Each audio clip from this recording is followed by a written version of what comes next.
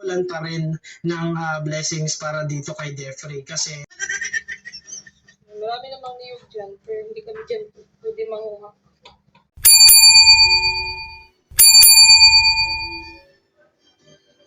I-subscribe at make sure.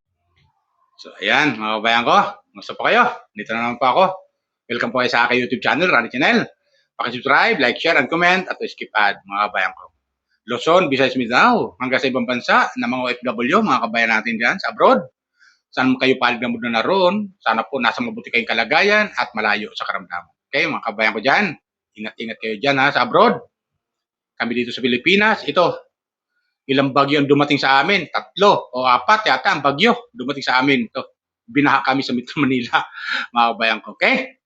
Pero tuloy pa rin ang buhay, mga kabayan ko dyan. Luzon, Visayas, Mindanao, hanggang ibang bansa. Pero bago mag-upisa ito, kasi yung aking topic, ay patungkol pa rin ito kay Krishna, na ikinukumpir sa isang bago beneficiary ni Pugong Bihero na itong si Dipre. Dipre. Tama. Correct lang kung tama, mga kabayan ko. Kinukumpir kasi ng ilan na mga buzzers itong si Krishna. Doon kay Dipre. Diba, mga kabayan ko? Ito daw si Dipre ay mas maganda kay Krishna. Mga sinasabi. Mas maganda kay Krishna at karapat-dapat tulungan ni Sir Pugong Bihero. Diba? Mga ganun ba? Kino-compare nila si Krishna kay Dipre. Ito, may comment nga dito. Kaya Randy, good evening. Napanood mo ba yung upload video ni Pugong Bihero? Mayroon siya natagpuan na bago beneficiary na maganda. Ang ngalan, Dipre. Dipre? Ano to, babae, lalaki? Dipre, no? So, babae ito siguro, mga kabayan ko. Oo.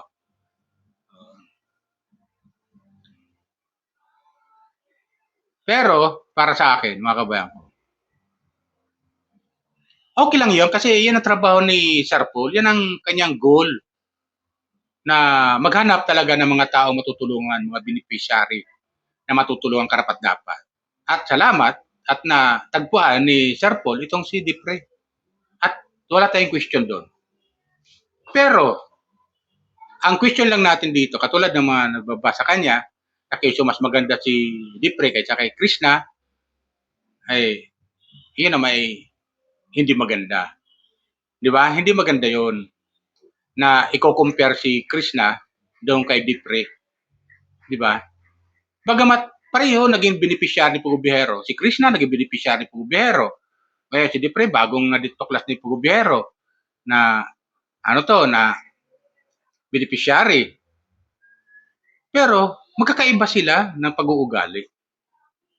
Di ba, mga kabayan ko? Magkakaiba sila ng pag-uugali. Si Krishna, masinop, masipag na dalaga. Simpleng dalaga. Di ba? At may pangarap. Ganon si Krishna. Di ba, mga kabayan ko? Si Dipre, ngayon pa lang natin natutuklasan.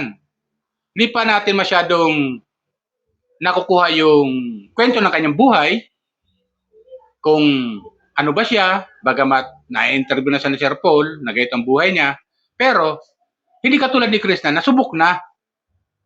Subok na ng panahon. Ika nga. Di ba? Komenta kayo, katama ha? Si Krishna, subok na ng panahon. At ito na nga. Unti-unti na nga niya nakakamit yung kanyang mga pangarap sa buhay. Dahil subok na ng panahon. Si Dipre, hindi pa natin nasusubukan yung kanyang kakayahan kung hanggang saan pa. Di ba? Kasi bago pa lang. Siguro, pagkatagal-tagalan doon, matutuklasan natin yung totoong pag-uugali ni Dipre pag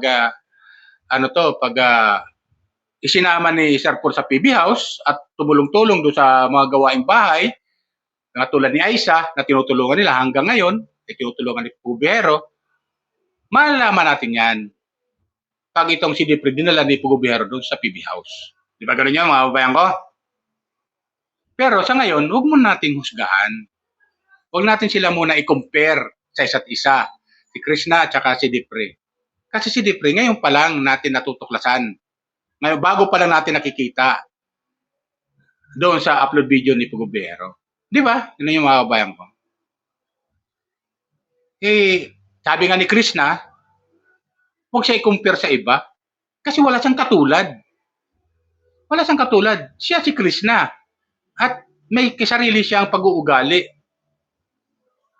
na maganda naman yung kanyang pag-uugali at hindi nakakasawa yung kanyang mga video upload. O, di ba? Si Krishna may channel. May channel na. Nagbablog na siya mag-isa. Kaya niya nang tumayo sa sarili niyang paa. Di ba? Kung may tutulong man sa kanyang mga sponsor, pasalamat tayo kung may tutulong sa kanyang mga sponsor. Pero sa ngayon, umaasa si Krishna sa sarili niya pagsisikap. Di ba ganun yun? Si Depre, bago pa lang wala pang channel, di pa natin nasusubukan yung kanyang kakayahan. Kung anong meron siya na pwede niyang gawin. Di ba ganun yun? Si Krishna, subok na. May karoon na siyang kakayahan na kaya niyang tupdin at gawin yung mga nararapat sa ikabubuti para sa kanyang pamilya at sa mga kapatid niya. Ganoon din sa sarili niya. Di ba? Subok na panahon natin si Krishna. At marami na yung mga taga-suporta ni Krishna. O, di ba? O, si Depre, wala pa. Tinutulungan pa lang ni Pugumbihero, nag-uumpisa pa lang. So malayo pa yung tatahakin ni Depre bago makitaan natin ng katulad ni Krishna. Di ba? Tama yung sabi ni Krishna, wag niyo ako i-compare sa iba. Kasi wala akong katulad.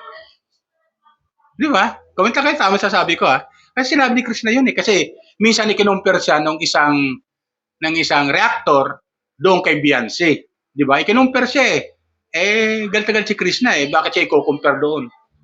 Yung isa traidor Si Krishna di naman traidor. Di ba? Traidor ba niya si Pugumbihero? Hindi naman Hindi naman niya traidor si Pugumbihero.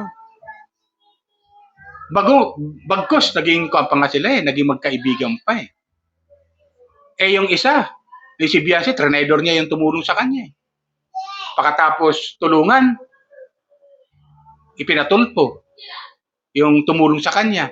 Patapos paggawa ng bahay, bigyan ng tricycle, motor, sa tulong ng ilang sponsor, ipinatulpo. Di ba? Di ba katraidoran yun? Ipinatulpo yung founder ng Kalingap, si Kuya Bal. Di ba? Ikinumpir siya roon si Krishna doon kay Beyonce. Si Krishna hindi naman ganun Hindi naman sa traidor na tao. Hindi sa traidor. Di ba? Nagsisikap siya para sa kanyang sarili. Nagsisikap siya para sa kanyang pamilya at sa kanyang mga magulang. Para sa kanyang pangarap. Di ba? Ganun si Krishna. Tapos kinumpir siya nung isang reactor na nagmamagaling na kesyo ganito. Nagmamagaling na kesyo ganito si Krishna. Kinukumpir siya doon. Sabi ni Krishna, hindi, wag mo kukumpir doon. Kukumpir ako sa iba may sarili akong diskarte. Di ba? Totoo yan. Kasi si Krishna may sariling diskarte talaga At talagang naging malapit siya sa ating mga viewers, sa mga taga-suporta niya, sa mga followers niya. Naging malapit siya At sinangaan siya ng nakararami mga followers. Di ba ganun yun? Tapos ngayon, i-compare na naman ulit kay Depre. Di ba? Itong si Depre, bagong tuklas ni Pugumbihero, bagong discover ni Pugumbihero. At maaari pa sikatin ito ni Pugumbihero pagdating ng araw, katulad na ginawa niya kay Krishna. Pwedeng ganun di ba?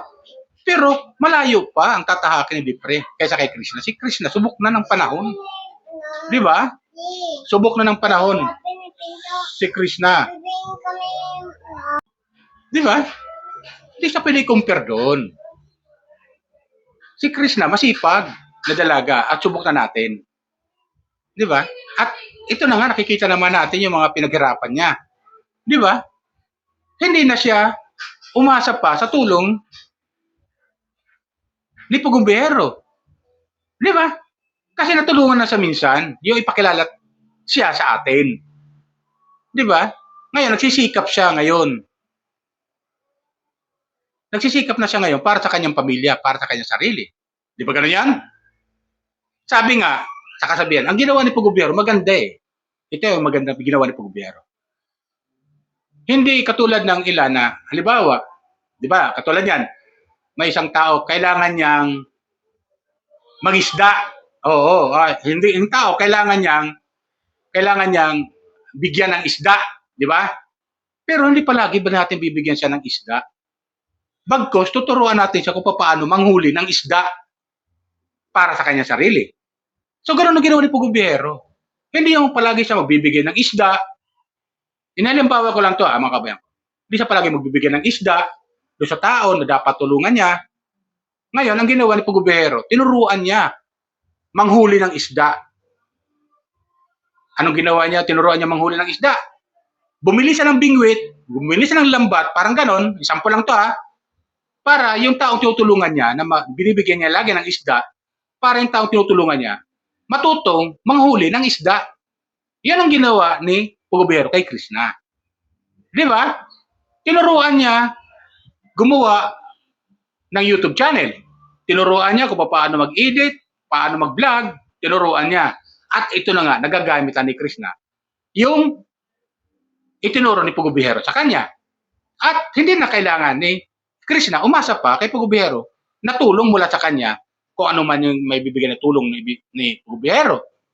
Halimbawa, katulad ng financial. Hindi na kailangan.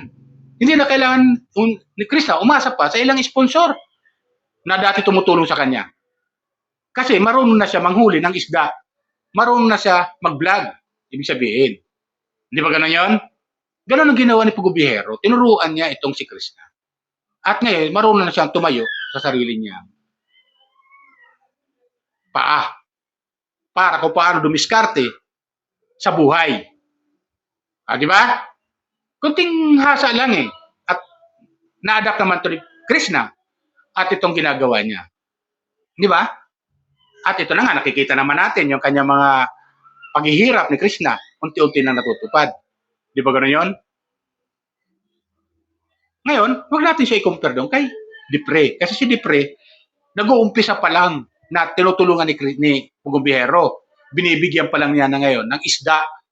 Ngayon, pagdating ng araw yan, tuturuan ni Pugobiero yan kung paano manghuli ng isda. Ngayon, ang gagawin ni Pugobiero, tuturuan niya, bibigyan niya ito ng lambat or bingwit para itong si Dipre ay matutong manghuli ng isda. Parang ganun, di ba? Yan ang mga example. Nakuha niya yung aking example, mga kabayan ko. Ganon ang ginawa niya kay Krishna. At ito na nga si Krishna ay namamayagpag at nakikita natin, nagsisikap at hindi nasayang yung ginawang tulong ni Pugobiero sa kanya. Di ba ganon yun? Hindi nasayang. Bagkos pinagbuti ni Krishna ito. Pinagbuti. Di ba? Siyempre si Pugobiero matutuwa. Natural. Matutuwa si Pugobiero na yung dati niyang tinutulungan ay ngayon ay marunong nang mag-vlog. Marunong nang tumayo sa sarili niyang paa na hindi naaasa sa kanya at sa ilang sponsor na tumutulong dati kay Krishna. Di ba ganun yan, mga kabayan ko? Kahit pa paano, tutulungan niya na ang kanyang sarili at ang kanyang pamilya. Di ba ganun yan? So, huwag natin compare si Krishna dito kay Dipre. Huwag ganun. Kasi nga naman, sabi ni Krishna, hindi ako katulad. Wala akong katulad, ako to. Ganun yun. Kaya ilang mga basers dyan, huwag natin i-compare si Krishna sa iba. Si Krishna kasi may sarili siyang diskarte. May pamamaraan siyang sarili. Di ba? Masipag na dalaga, masinop. Di ba? At may diskarte sa buhay. Ganon si Krishna. So yun lang sa akin mga kabayan ko. Sana gusto niya aking comment reaction sa video patungkol kay Krishna. Okay? Yun lang po. Bye! Ingat po tayo lagi. Pagpalay po tayo ng pong may kapal.